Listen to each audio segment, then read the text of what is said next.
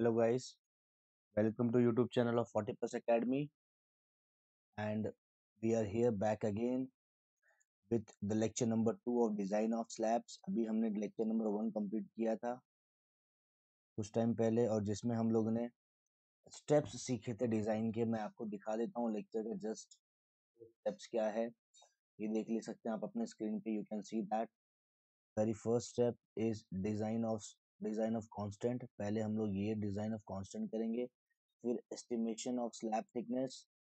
First step is design of constants. Second step is estimation of slab thickness. फटाफट सब लोग join हो जाओ, टाइम पास मत करो, शेयर कर दो लिंक कि बाकी लोग भी ज्वाइन कर सके। तो second step is estimation of slab thickness. Slab का थिकनेस जानने का सेकंड स्टेप है हमारा। फिर next step is effective span. Next is load calculation, मतलब जिसमें हम लोग W की वैल्यू कैलकुलेट करेंगे। फिर फैक्टर लोड MD की वैल्यू कैलकुलेट करेंगे। फिर उसके बाद हम लोग एरिया ऑफ स्पेसिंग निकालेंगे, और फिर फाइनली हम डायग्राम बनाते हैं। फिर फाइनली हम लोग यहाँ पे अपने स्लैब का डायग्राम बनाएंगे। ऐसा डायग्राम होगा स्लैब का, ठीक है। ये सब भी हम यहाँ पे ड्रॉ करने वाले बच्चों। तो ज़्यादा डिफिकल्ट प्रोसीजर नहीं है, सिर्फ इतना याद रखना है, there are 9 to 10 steps. 9 to 10 steps are there. 9 to 10 step इसलिए बोल रहा हूँ, किसी किसी में एक दो स्टेप्स स्किप हो जाता है क्योंकि वो वैल्यू डायरेक्टली क्वेश्चन में दी होती है, तो उस स्टेप को सॉल्व करके कुछ मतलब नहीं ना वापस। तो 9 to 10 steps you will get in each and particular question. You have to show that this 9 steps you have to show, 9 or 10 steps। तो ये जैसे ही 9 स्टेप हो गया, आपका डिजाइन ऑफ स्लैब हो जाता है। तो सिंपल सा एक ही लॉजिक है, you have to keep in mind the steps, that is 9 steps और 10 स्टेप। पूरा 9 से 10 स्टेप आपको अपने दिमाग में रखना पड़ेगा। समझ रहा है क्या बोल रहा हूँ? तो इसीलिए लेक्चर नंबर 1 जो है थ्योरेटिकल पार्ट, ये मैंने पहले ही कवर किया है, और आज हम लोग न्यूमेरिकल स्टार्ट करेंगे। That will be our lecture number 2, ठीक है। काफी इजी सा प्रोसीजर रखा है मैंने। सबसे पहला क्या याद रखो, थियरी को समझो। चैप्टर क्या कहता है, पहले मैंने स्लैब के बारे में अच्छे से समझाया। स्लैब क्या होता है, सब थिकनेस, उसकी विड्थ क्या होती है, उसकी लंबाई क्या होती है, सब मैंने आपको समझाया, ठीक है। फाउंडेशन भी सिखाया, सब बताया पूरा थ्योरेटिकली। मैंने आपको लेक्चर नंबर 1 में 30 मिनट्स का लेक्चर ऑलरेडी अपलोडेड है बच्चों, थियरी ऑफ स्लैब पे, डिजाइन ऑफ स्लैब का थियरी। और आज हमारा न्यूमेरिकल नंबर 1 स्टार्ट करेंगे हम लोग, ठीक है। तो स्टार्ट करते, टाइम वेस्ट नहीं करना क्योंकि ज़्यादा लंबा वीडियो में नहीं बनाना सकता। सेव रहेगा यूट्यूब पे, आप कभी भी देख सकते हो during the time of exam also. और जो क्वेश्चन आज कवर होने वाला है, ये क्वेश्चन डायरेक्टली आपके एग्जाम में 8 मार्क्स का आता है, और ये मेरी गारंटी से साथ मैं कहता हूँ, एक क्वेश्चन पक्का 8 मार्क्स का आएगा in each and every paper of civil engineering semester 5 diploma MSBT pattern से। जो भी बच्चे एग्जाम दे रहे हैं उनके पेपर में एक क्वेश्चन 8 मार्क्स का आता है। और अगर नहीं आया तो क्या करने का मालूम है, एग्जामिनर को जाके पेपर रिटर्न कर देने का, क्वेश्चन पेपर, बोलने का ये हमारा पेपर नहीं। हो पूछेगा क्यों, बोलने का अरे इसमें डिजाइन ऑफ स्लैब का क्वेश्चन ही नहीं है। समझा? मतलब ये इतना कॉन्फिडेंस अगर मैं बोल रहा हूँ तो ये तो पक्का है कि डिजाइन ऑफ स्लैब का एक सिंपल सा क्वेश्चन जो मैं आज कवर करने वाला हूँ, 9-10 स्टेप है उसमें, वैसा एक क्वेश्चन आपके रिटन एग्जाम के पेपर में पक्का आएगा। Understood guys? So let us start with that particular question, okay. वो पूरे स्टेप्स हमको कवर करने हैं, तो स्टार्ट करते हैं अच्छे से। क्वेश्चन मैं लिखता हूँ आपके स्क्रीन पे, क्वेश्चन नंबर 1, और आप भी मेरे साथ साथ क्वेश्चन लिख लो। क्या बोला है, design A one way slab, design a one-way slab with following data, with following, कुछ डेटा आपको देता हूं मैं अभी, उसको देख के डिजाइन करना है। Span is 4.5 metre, live load is equal to 4 kilo newton पर metre square. Next is floor finish. Floor finish is 1 kilonewton per meter square. What we are going to use concrete M20 grade and steel Fe415 grade. Modification factor is 1.4. Draw neat sketch of slab. Draw neat sketch of slab. ठीक है, bracket में लिखा है no checks, मतलब किसी चीज को check नहीं करना है, आप सिर्फ डिजाइन करते जाओ। ठीक है, मैं यहाँ पे आपको बता देता हूँ, ये क्वेश्चन समर 2015 में, समर 19 में, समर 18 में आ चुका है MSBT के एग्जाम में। तो कितना इंपॉर्टेंट क्वेश्चन आप समझ सकते हो, 3 बार पूछा है, और जिसने कितने मार्क्स का पूछा था, 8 मार्क्स का क्वेश्चन है ये, मतलब एक ही क्वेश्चन आपको 8 मार्क्स दे देगा। ठीक है, तो सॉल्यूशन स्टार्ट करते हैं। मतलब एक पर्टिकुलर क्वेश्चन सॉल्व किया, आपको पासिंग के लिए कितने लगते हैं, आई थिंक 32 मार्क्स पासिंग के लगते हैं आउट ऑफ 80। तो एक ही क्वेश्चन सॉल्व करोगे तो 8 मार्क्स मिल जाएगा, पूरे के पूरे 8 मार्क्स। तो डिजाइन ऑफ स्लैब का एक क्वेश्चन कितना इंपॉर्टेंट आप समझ सकते हो, इतना डिफिकल्ट भी नहीं है डिजाइन ऑफ स्लैब, सिर्फ 9 से 10 स्टेप आपके माइंड में होना चाहिए। Step number 1, what is that step? Design constant. Design constant की वैल्यूज आपको कभी भी क्वेश्चन से मिलती है। डिजाइन कांस्टेंट मतलब आप एक ही चीज समझ लो, डेटा गिवन, जो क्वेश्चन में आपको दिख रहा है। ग्रेड क्या है? M20। M20 जब भी ग्रेड होता है तो आप जानते हो M20 ग्रेड के लिए आपका FCK का वैल्यू कितना होता है बच्चों? 20 न्यूटन पर mm²। कितने बार किया है ये। नेक्स्ट, Fe415 आपका स्टील का ग्रेड है, तो Fe415 से आपको क्या मिलता है? Fy का value. The value of Fy is 415 Newton पर mm²। ओके, नेक्स्ट, जब आपको आपकी Fe की वैल्यू पता है और Fe की वैल्यू पता है, तो यहाँ पे दिखाता हूँ मैं स्टेप नंबर 1 पे। आ जाओ, ये देखो स्टेप नंबर 1 क्या दिया है? Fe415 क्या दिया है? Fe415, इसके सामने Mu की वैल्यू दी है, ये वैल्यू हमको फाइंड करनी पड़ेगी। ठीक है, और Xu मैक्स भी दिया है और PT का वैल्यू भी दिया है, तो हम लोग क्या करेंगे? Mu। So similarly, what we are going to get in this, we are going to get Mu. Mu limited will be limited, limitations है यहाँ पे, Q FCK BD², यही फॉर्मूला था। या फिर आप इसको लिख सकते हैं 0.138 FCK BD², ये आपके डिजाइन कांस्टेंट है।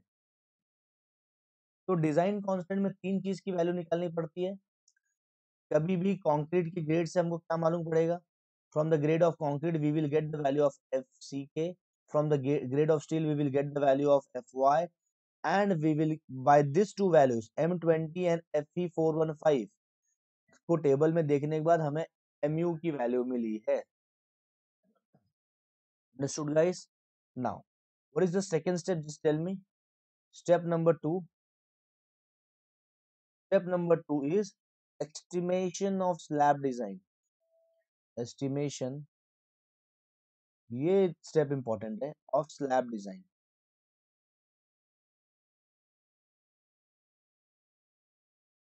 राइट, आपको MF की वैल्यू ऑलरेडी दी है, यहाँ MF भी लिख लो। MF मॉडिफिकेशन फैक्टर इज 1.4 दिया है। ठीक है, अब देखो MF निकालने से एस्टिमेशन ऑफ स्लैब डिजाइन का स्टेप क्या है? डी निकालते हैं हम लोग। डी का फॉर्मूला क्या होता है? Span upon 20 into MF। Yes और नो, यही होता है। स्पैन आपका 4.5 मीटर दिया है, already span is given to you. 4.5 metre आपका स्पैन दिया है बच्चों। तो यहाँ पे आप क्या लिखोगे, 4.5 मीटर की जगह 4500 mm, ये mm में हो गया। 1000 से मीटर को मल्टीप्लाई करेंगे तो क्या हो जाएगा, mm में कन्वर्ट हो जाएगा, इसलिए 4.5 को 1000 से मल्टीप्लाई किया तो 4500 आता है, तो उसको mm में कन्वर्ट कर दिया। 20 into M F is 1.4, so इसको डिवाइड करोगे, you are getting 160.71 mm। This is your D, small D. Okay, कोई तकलीफ है यहाँ पे? अच्छा देखो, जब आपका मैग्निफिकेशन फैक्टर 1.4 हो, जब मैग्निफिकेशन फैक्टर 1.4 हो, यहाँ पे लिखो M F if is equal to 1.4, therefore percent of PT, percent of steel we are going to assume. जरा देख लो यहाँ पे, जब आपका मैग्निफिकेशन फैक्टर 1.4 होता है, let me show you that when your magnification factor is 1.4, तो आई, अच्छा ये देखो Fe415 दिख रहा है, Fe415, ये आपको सब कुछ स्क्रीन पे दिख रहा है क्या? एक मिनट मैं जूम करता हूँ। देखा Fe415, Fe415 के सामने आपका परसेंट ऑफ स्टील कितना दिया है, 0.25 से 0.45 के बीच में। Fe415 के लिए आपका परसेंट ऑफ स्टील कितना होना चाहिए, 0.25 से 0.45 के बीच में। इसीलिए मैं क्या करूंगा, अभी यहाँ पे परसेंट ऑफ पीटी की वैल्यू एज्यूम करूंगा, 0.35 ले लेता हूँ। कोई तकलीफ किसी को? 0.35 लिया तो 0.35% ले लेता हूँ, समझा? क्यों? Fe415 के सामने क्या वैल्यू होती है, 0.25 और 0.45 के बीच में, तो मैं एकदम बीच की वैल्यू ले लेता हूँ। 0.35 वैल्यू ले लेता हूँ। Understood everyone? Now we have to consider something here, so let us consider something. वो क्या होगा समथिंग, यहाँ पे मैं दिखाता हूँ आपको। देखो, कंसीडर हमारा जो रॉड रहेगा that will be 12 mm, that will be 12 mm बार। हम समझ रहे हैं हमारा रॉड हम लोग 12 mm का लेते हैं, एजम्पशन है ये स्टेप जरा ध्यान देना।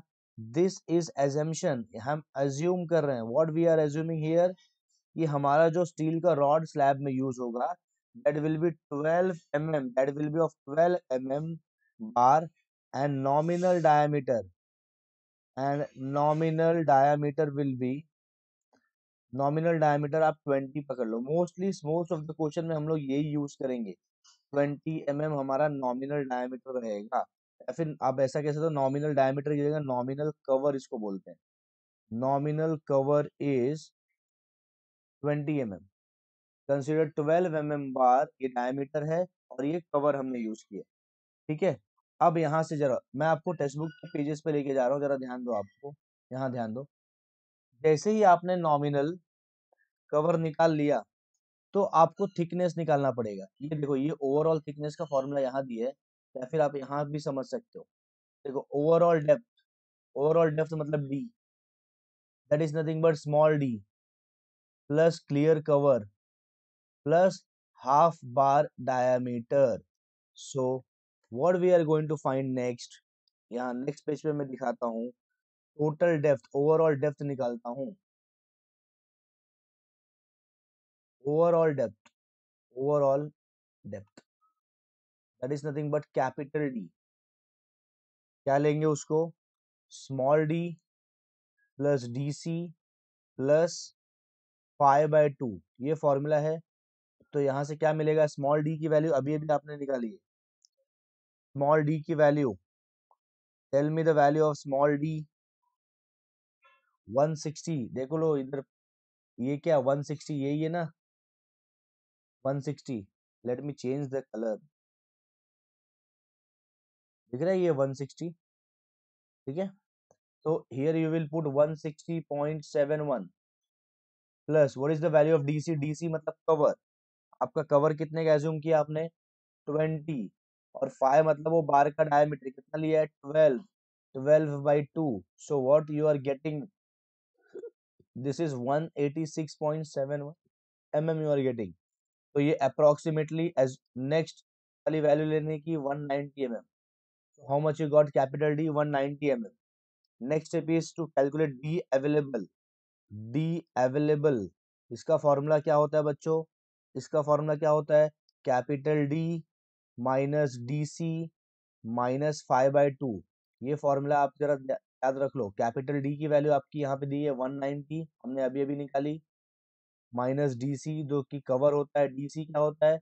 कवर, जो हमने एज्यूम किया है 20, और फाई कितना है? 12. This are our assumptions. In most of the question you are going to assume this cover as 20, and ये फाई कभी कभी आप 12 लेते हो, कभी कभी 10 लेते हो. ठीक है, कोई भी ले लो, कोई फर्क नहीं पड़ेगा, ज्यादा डिफरेंस ही नहीं है कुछ. ठीक है, minus 5/2 means 12/2. So in this case, the answer that you are getting is for D available is 164 mm. So your D available diameter available is 164 mm. Okay, right? Now, step number 3. So let us move to step number 3. ये second step हो गया. Step number 3 is effective span. Effective span is your step number 3. In this step, you are going to find LE. So there are two formulas for LE, that is LC plus D or LC plus T. So there are two formulas of LE, LC plus D and LC plus T. So what is LC? LC मतलब overall span. LC का मतलब होता है span. Span अभी अभी 4.5 metre दिया है. कितना दिया है? क्वेश्चन में दिया है 4.5 मीटर. चेक कर लो. तो 4.5 मीटर में 4500 mm हो जाएगा ना, plus small D. Small D की वैल्यू ये देखो, अभी अभी अवेलेबल, डी अवेलेबल कितना है? 164. और एलसी, एलसी कितना है? 4500 प्लस टी मतलब thickness. How much is your thickness given to you? Thickness कहीं दिया है क्या? चेक इट, फटाफट जरा देखो.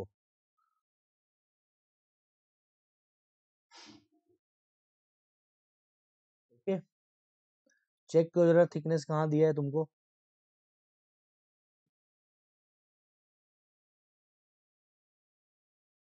तो थिकनेस इज 230. तो L E is equal to, देखो सबसे इंपॉर्टेंट ये होता है यहाँ पे L C plus D, that is nothing but 450 plus 164, you are getting 4664 mm. And here LC plus 230, ये कितना हो रहा है? ऐड करो, फटाफट ऐड कर दो. चलो 4730 mm. कौन सा स्मॉल है? स्मॉल क्या है? जो वैल्यू स्मॉल होती है वो consider. Therefore your value for LE will be 4664 mm. Mostly कभी भी ये डी वाली वैल्यू होती है ना, LC प्लस डी, यही स्मॉल होता है. सो इसको मैं लिख सकता हूँ 4.664 metre. So this is your step number 3. Understood everyone? कोई प्रॉब्लम है यहाँ पे स्टेप नंबर 3 में?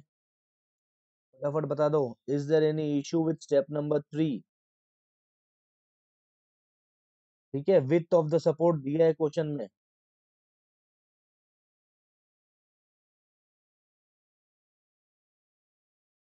क्वेश्चन में विथ, अब किसी को डाउट आएगा सर ये टी की वैल्यू 230 कितने ली है, टी की वैल्यू 230 कहाँ से आ गई?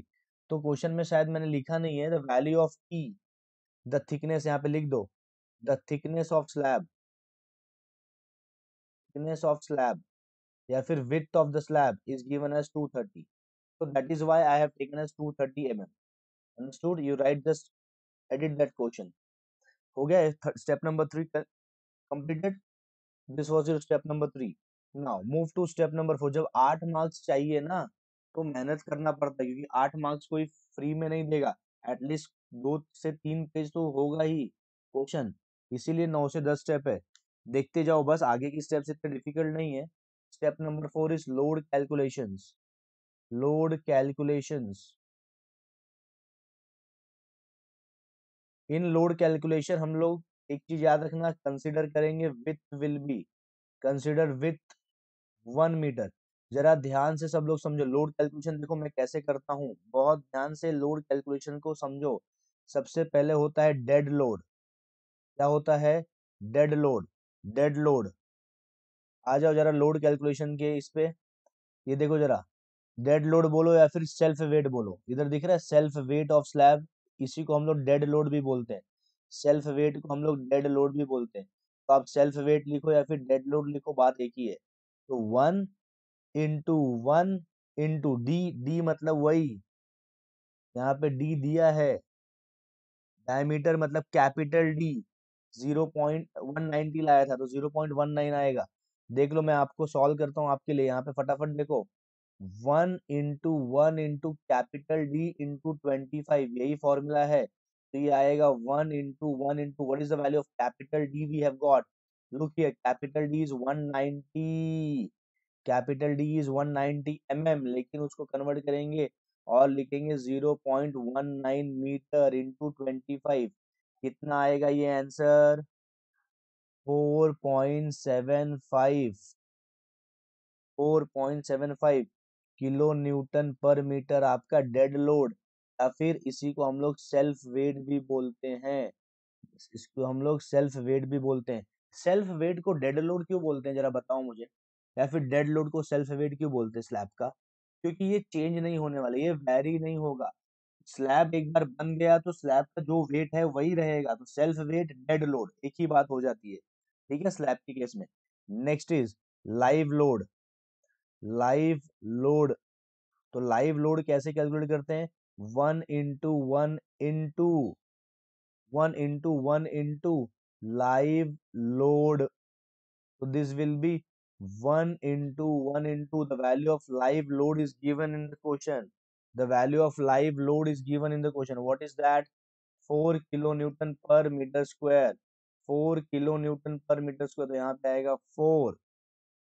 Understood? 4 kilonewton per meter square, so we are getting 4 here, 4 kilonewton per meter। Understood? ये आपकी लाइव लोड हो गई। फिर आता है floor finish. Floor finish, floor finish, floor finish यहाँ पे समझो। Floor finish 1 into floor finish. Text के स्टेप से ही मैं लिख रहा हूँ, अपने मन से नहीं लिख रहा हूँ। 1 इंटू फ्लोर फिनिश क्वेश्चन में दिया है, check it. Floor finish question में दिया है, how much is that? 1 kilo newton is your floor finish, so this will be 1। So answer आएगा 1 किलो न्यूटन पर मीटर। सो टोटल वेट कितना हो गया? therefore total weight, total load will be 4.75 plus 4 plus 1, that is nothing but 9.75 kilonewton per meter is your total load. Okay, now let us calculate factored load। factored load, factored load का formula क्या होता है? total load, total load into factor of safety। total load is 9.75। Factor of safety कितना consider करते हैं हम लोग, बोलो जरा लाइव चैट में, फटाफट बोल दो फैक्टर ऑफ सेफ्टी सब लोग। 1.5 is your factor of safety, तो आंसर आएगा कितना बता दो? 14.625 किलो न्यूटन पर metre. This is your step number 4। दिख रहा है? एक एक स्टेप अच्छे से आना चाहिए। स्टेप नंबर 4, ये स्टेप नंबर 1 इजी था एकदम, ये स्टेप नंबर 2 था, ये step number 3 and this is your step number 4। Now let me move to step number 5। अब आगे की स्टेप्स थोड़े छोटे हैं। स्टेप नंबर 5, इसमें हम लोग निकालेंगे factored bending moment. Factored bending moment,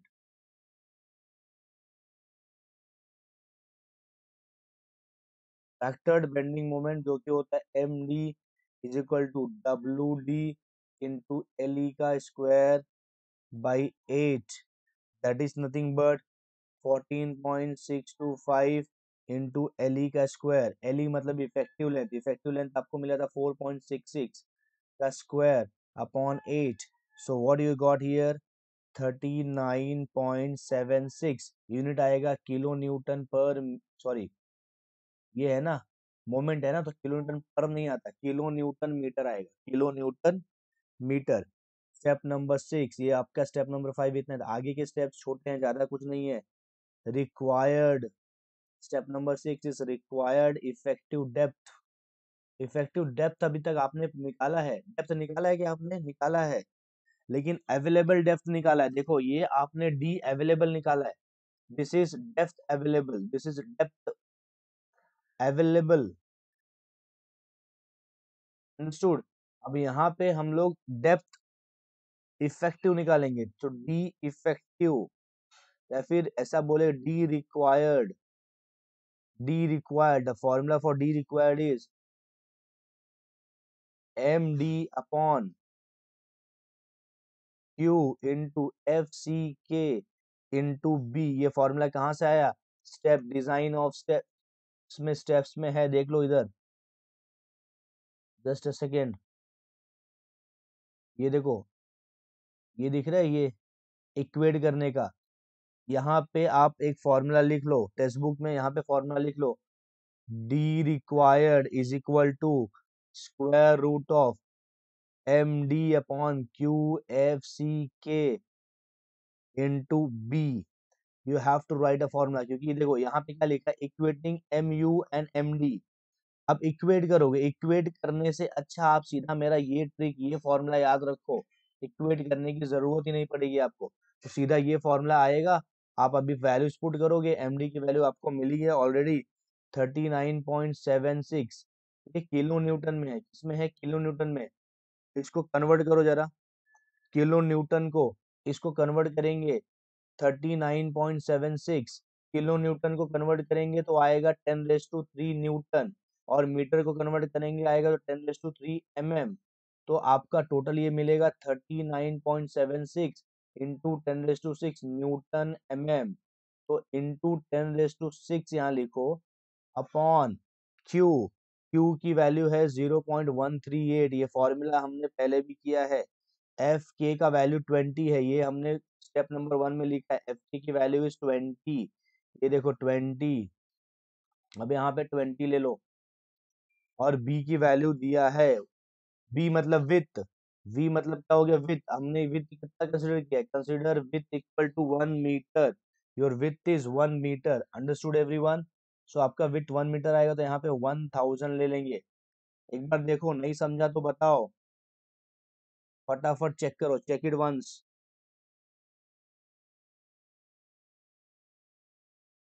इस चीज को फटाक से चेक करो तुरंत, ठीक है? इसको कैलकुलेट करो, कैलकुलेटर में डाल के फटाक से कैलकुलेशन करो इसका। सो कैलकुलेट करोगे तो कितना मिलेगा? 120 mm, दिस इज 120 mm, आपको रिक्वायर्ड डेप्थ मिला। सो आप देखो, D required is equal to 120 mm, और डी अवेलेबल कितना है? डी अवेलेबल हमको इतना डेप्थ तो चाहिए, स्लैब का डेप्थ कितना चाहिए? 120, इतना चाहिए ही चाहिए, और आपका अवेलेबल कितना है? 164, मतलब यस अवेलेबल है ना, अपने पास है सामान, therefore it is okay. Done हो गया, ये ओके हो गया, ठीक है? ये स्टेप नंबर 6 हो गया। Now we will move to step 7। Step 7, step 7 is area and spacing of main steel, spacing of main steel. अब एरिया और स्पेसिंग निकालेंगे, सबसे पहले पहले एरिया निकालेंगे, A S T, area of steel. Formula आपको आपके सामने ए एस टी निकालने का, ये देख लो, ए एस टी निकालने का फॉर्मूला आपके सामने है, ये फॉर्मूला आपके सामने है, ए एस टी निकालने का, ये फॉर्मूला अप्लाई करो। We are going to apply that formula. So formula क्या है, मैं लिख रहा हूँ यहाँ पे, ध्यान दो बच्चों। अरे समझ में आ रहा है ना? क्योंकि क्या है ना, थोड़ा सा स्टेप्स बहुत ज्यादा है इसमें, बाकी डिजाइन जो भी हमने किया उसमें इससे कम स्टेप्स थे, इसमें ज्यादा स्टेप है, तो बस आपको स्टेप बाय हार्ट भी करने हैं और थोड़ा समझ के लेना है, सब करना है, तब जाके काफी इजीली ये हो जाएगा। इतना भी डिफिकल्ट नहीं है, क्योंकि पहले के चैप्टर्स में हमने ये सब किया है, ऑलरेडी ऐसा ही सब किया है, ठीक है? तो कुछ डिफिकल्ट नहीं होना चाहिए आपके लिए, बस क्या करो, थोड़ा सा रिवीजन भी करो इसका और स्टेप्स याद कर लो। ये फॉर्मूला है आपका, सारे वैल्यूज पुट करो। 0.5 एफ के का वैल्यू, एफ सी के का वैल्यू 20 दिया है, एफ वाई का वैल्यू 415 आया है हमारा। 1 minus square root of 1 minus 4.6, MD की वैल्यू आपके पास है, एमडी की वैल्यू 39.76 इंटू 10⁶ है। एफ एफ के का वैल्यू, एफ सी के का वैल्यू 20 है, बी डी का वैल्यू, बी की वैल्यू 1000 है क्योंकि हमने विड्थ को 1 कंसिडर किया है। B is equal to 1 metre consider किया है हमने। कहाँ लिखा है ये देखो इधर, consider B is equal to 1 metre, तो 1000 एमएम में 1000 आ जाएगा वो, ठीक है, 1000 आ जाएगा एमएम में वो। अब ये 1 मीटर हो गया। अब इसके बाद हम लोग क्या करेंगे, डी की वैल्यू आपने पुट की है, 164 आया है। डी अवेलेबल इज 164 का स्क्वायर, ये बंद करो, डी 1000 लिखो, वापस डी की वैल्यू 164 लिखो। ये बड़ा कैलकुलेशन कैलकुलेटर में काफी अच्छे से करोगे तब आपका आंसर आएगा 741.5, और एरिया है तो आप जानते हो यूनिट आएगा एमएम स्क्वायर। तो you got the value of area of steel, you got the value of AST। Understood. अब आपको यहाँ पे स्पेसिंग कंसिडर करना है। What you are going to consider here, consider assumption, assume कितना का बार यूज किया है, 12 mm का, ठीक है, 12 mm का बार यूज किया है ना, स्टार्टिंग में देख लो 12 mm ही बोला है, चेक करो इधर, कंसिडर 12 mm बार। तो 12 mm बार के लिए स्पेसिंग कितनी कितनी दूर पे हम लोग स्टील के रॉड को लगाएंगे, कहाँ, स्लैब में, वो स्पेसिंग फाइंड करना है। तो स्पेसिंग निकालने का formula S is area of phi into B upon A, area of steel होता है। तो एरिया ऑफ फाई मतलब क्या दिया है, एरिया ऑफ फाई कैसे निकालोगे, यहाँ लिखता हूँ देखो, इस ब्रैकेट में पूरा सॉल्व करता हूँ। स्पेसिंग मतलब एस होता है, एरिया ऑफ फाई मतलब area of diameter into AST। Area of phi मतलब कितने का अपना फाई है, फाई कितना है 12 mm, मतलब आएगा 5/4 इंटू 12 का स्क्वायर इंटू बी, बी कितना आया 1000 upon AST, area of steel हमने अभी अभी निकाला 741.5। Understood everyone. So what is the final answer here that we are getting, what is the final answer that we are getting here, that is 152.52 mm। This is the spacing, क्या spacing मिला आपको, 152.52 mm आपका spacing है। Understood. अब spacing में maximum spacing कैसे निकालते हैं, मैक्सिमम स्पेसिंग निकालते हैं 3 टाइम्स ऑफ डी और 300। याद आया कुछ, ये प्रीवियस चैप्टर में किया है। विच एवर इज मिनिमम, इन दोनों में जो भी छोटा आया वो तुम्हारा answer, which ever is minimum, देखो कौन सा मिनिमम आ रहा है वही होगा, ठीक है, जो मिनिमम आएगा वही। तो 3 × D, 3 × D, what is D, what is D, D is 164 और 300। अरे 3 × 164 करेगा तो ये तो 300 से बड़ा ही आएगा ना, यस और नो, मल्टीप्लाई करके देख लो। तो आंसर चुप क्या लेने का, चुपचाप एस मैक्स का आंसर 300 लेने का, 300 mm is your answer for S max. Understood. S max का आंसर 300, जो इसमें से छोटा आएगा वो आंसर लेना होगा। तो 3D बड़ा ही आने वाला है, we can not take that. Understood. Next, ये तो स्पेसिंग हो गया, दिस इज योर स्पेसिंग, और एरिया ऑफ स्टील आपने निकाल लिया। अब स्टीरअप्स भी लगाएंगे ना आप, stirrups. So next is area of stirrups, area of stirrups, ठीक है, ए या फिर ऐसे लिखो ASTP, stirrups, area of stirrups क्या आएगा, B into A5 upon spacing, spacing पे डिपेंड होता है area of स्टीरअप्स, that is nothing but 1000 into A5 मतलब 5/4 इंटू 12 का स्क्वायर अपॉन एस, एस मतलब स्पेसिंग, स्पेसिंग कितना आया अपना जरा बता दो मुझे, स्पेसिंग 152 आया ना, what is the spacing we are getting, spacing 152 आया है, 152 is our spacing, so this will be 152, so your answer will be 750 square, so area of stirrups is 750 square. ठीक है, next is your step number 7 हो गया, next is the final step, step number 8 में ही करेंगे, क्योंकि step number 8 नहीं करना है, नॉट टू डू, चेक्स नहीं करना है, क्वेश्चन में बोला है चेक्स नॉट रिक्वायर्ड, हमको चेकिंग करना नहीं है, डिफ्लेक्शन का चेकिंग ना मत करो, तो सीधा सीधा नेक्स्ट स्टेप में आ जाएंगे, step number 9, that is nothing but area of spacing, area of spacing of distribution steel, of distribution steel, ठीक है, area of spacing of distribution steel, मतलब ASTD निकालते हैं हम लोग, दैट इज नथिंग बट 0.12, ये सारे फॉर्मूलेस आपको डिजाइन के स्टेप्स में दिए हैं और आपको याद करने पड़ेंगे, B/D, समझा, तो ये वैल्यूज आप पुट कर दो, ठीक है, तो ये आएगा 0.12 अपॉन 100 इंटू बी की वैल्यू आई है 1000, डी का वैल्यू हमने कैपिटल डी है, कैपिटल डी, कैपिटल डी का वैल्यू 190 आया है, 190 आया है, तो आपका आंसर कितना आ रहा है यहाँ पे 228 square, 228 square is ASTD, standard distribution steel का एरिया, अंडरस्टूड एवरीवन, कोई इशू यहाँ पे, तो कोई इशू आपको नहीं आना चाहिए, ओके,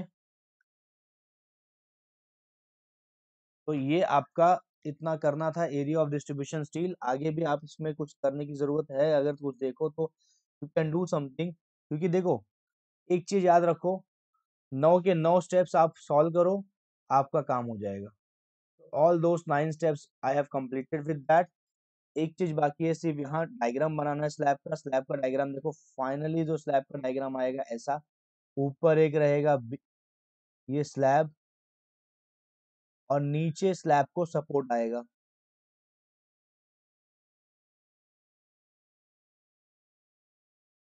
स्लैब को नीचे सपोर्ट आएगा, ये आपका स्लैब को सपोर्ट है नीचे, ठीक है, this is the support for the slab that you have got, तो हमने क्या यूज किया है यहाँ पे जरा देखो, इसको यहाँ पे अच्छे से डिजाइन बनाना, अच्छे से एकदम, इसमें हमने रॉड यूज किया है, सपोर्ट में भी रॉड रहेगा स्टील का, ये स्लैब का डायग्राम है, this is the diagram of the slab, यहाँ पे भी रॉड यूज करेंगे ऐसे पॉइंट्स दिखाने का, जस्ट अ सेकेंड रुक जाओ, this is the way we will draw the diagram of slab,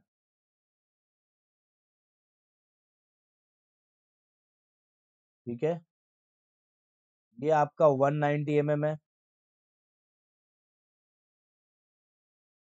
ठीक है, और ये जो हमने यूज किया 675 आया है, और सबसे इम्पोर्टेंट यहाँ पे अगर कुछ आप दिखाना चाहते हो, if you want to show anything, so just show this, ये डायग्राम दिखा दो, डायग्राम में आपका काम हो जाएगा, हमने 12 का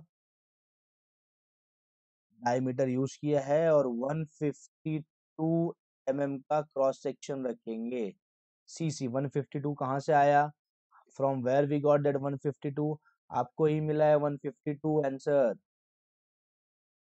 यू हैव गॉट दैट 152, एक सेकेंड है मैं दिखाता हूँ आपको 152 आपको आंसर कहाँ मिला है, वही वैल्यू मैंने वहां लिखा है, स्पेसिंग, स्पेसिंग आपको 152 मिला है, ये देख लो, स्पेसिंग कितना मिला 152 स्पेसिंग मिला है, तो आपने 152 का स्पेसिंग दिखाया, स्पेसिंग कितना है, गैप कितना रखना है, 152 का गैप रखना है बच्चों, 152, तो guys thank you very much, ये आपका डिजाइन का 9 स्टेप्स हो गया, वीडियो थोड़ा लंबा हो चुका है इसलिए मैं थोड़ा और डिटेल में नहीं जा रहा हूँ, नहीं तो मैं और डिटेल में इसको बताता था, फिलहाल के लिए आपके एग्जाम के लिए इतना ही इनफ है, डिप्लोमा लेवल तक इतना ही इनफ है, so thank you very much, we will meet once again with lecture number 3 of design of slab. उसके पहले इसको अच्छे से रिवाइज करो, नहीं तो प्रॉब्लम हो जाएगा, क्योंकि थोड़ा सा डिफिकल्ट है, स्टेप्स बहुत ज्यादा है। Understood everyone? सो वीडियो पसंद आया तो सबसे पहले तो लाइक कर दें, and most important thing, don't forget to subscribe our channel.